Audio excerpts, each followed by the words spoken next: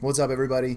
Thanks for joining me for this new video, and this is going to be a video continuing in a series of videos that kind of got started a while back in terms of like cigar etiquette, tips, tricks, things like that. Basically having fun while you smoke and trying not to be a dick when you do it, because that's a pretty much golden rule right there. Don't be a dick, but we'll get into that in another video.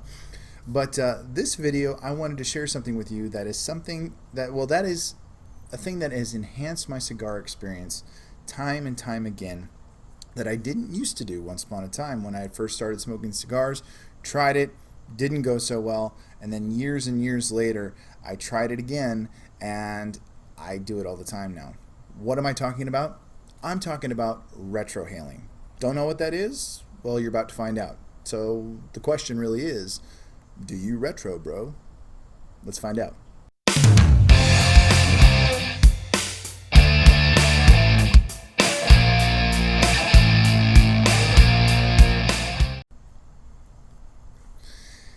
Hey guys, you're watching Dad Smoking Cigars, sponsored by Casa Cuevas Cigars, from our casa to yours. Thanks for joining me for this video. And in this video, I'm going to be exploring a wonderful little trick that helps enhance your cigar experience. And of course, as I mentioned before, I'm talking about retrohaling. Now, not everybody's crazy about retrohaling. I don't believe every cigar smoker out there does retrohale. And again, if you don't know what retrohaling is, let me explain. Retrohaling is when you take the smoke, obviously when you puff out the smoke from your cigar, and you take that smoke and you're able to blow it through your nose. Now, I know that sounds kind of bizarre and weird, maybe a little bit odd on paper, but the reality is that smokers in general tend to know how to do this, and you could be pipe smokers, cigarette smokers, vapors, etc. But cigar smoking rather, it's a little bit different because it opens up your palate a little bit more, because obviously most of us know that when you smell something, like it's some type of aroma, maybe it's food or something else, but particularly food, let's focus on food. Food, when you start to smell a certain food, you get some of those flavors on your palate, on your taste buds. You start to get those flavors. You start to experience them and sense them. And even though you're not actually tasting the food because you can smell it, you're starting to open up your palate and you are actually getting a taste of what the food might taste like. And it's very similar with cigars, except obviously you're taking in the smoke first, so you're tasting the flavor of the smoke from the cigar, and then you are pushing it out through your nose, exhaling it, retrohaling it, and it opens up the flavors even more. And some of the flavors that you were getting before have become completely different or enhanced in a way. And it's kind of hard to explain, but I'm going to do my very best to explain it. But first, I'm going to tell you how I learned to retrohale, and it honestly has nothing to do with cigars. So follow me for a second as I go down a weird avenue of memory lane.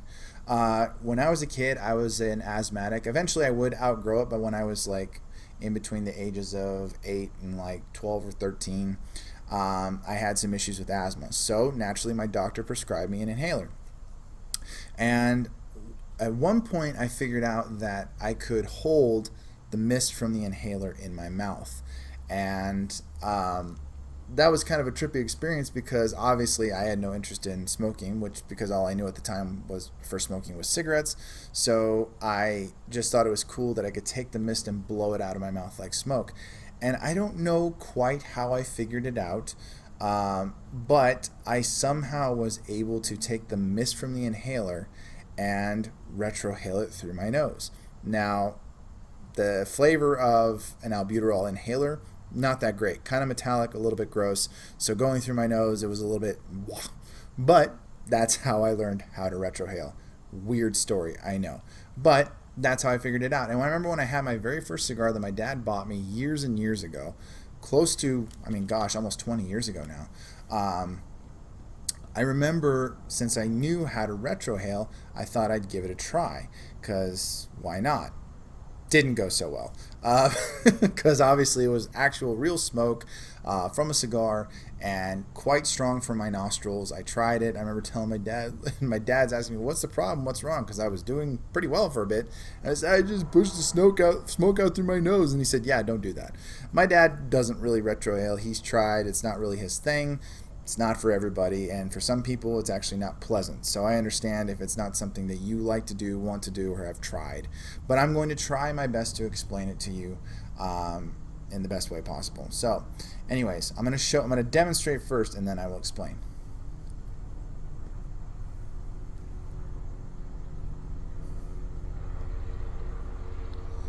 So hopefully that came out pretty clear in the video. Now I'll try that one more time.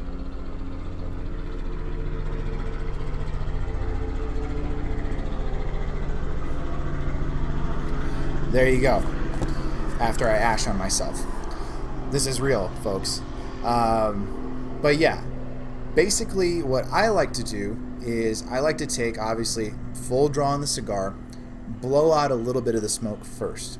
Now, after that, what you're going to try and do is, I'm sure most of us know about the soft palate in the back of your mouth, roof of your mouth, back of your throat, kind of near where that little dangly thing is, and how that kind of connects to your nasal passageways. And I know this is going to sound really clinical and gross, but stay with me. So you're going to take that smoke, and you are going to softly, by pushing your tongue up towards the roof of your mouth, softly push the smoke up, open your nasal passageways, and then blow air from the back of your throat up and through your nasal passage so the smoke can go out. Now, this can be tricky, especially how I just described it to you, but you think about those times when maybe you were drinking something or something to that effect, and when you were drinking or you were sipping on that liquid, somebody made you laugh, something made you get distracted, and you ended up having liquid come out through your nose. Not pleasant. This, on the other hand, can be very pleasant, and again, it can enhance your cigar smoking experience. So I'm going to demonstrate one more time, but like I said, take a little bit of smoke in. If you need to, blow out some of it, half of it, because if you don't feel comfortable pushing out a ton of smoke through your nose, totally understand. And after you've blown out a little bit of the smoke, push the smoke up in your mouth up to the back of your soft palate and just, and I know that sounds weird, but give it a try. So demonstrate again.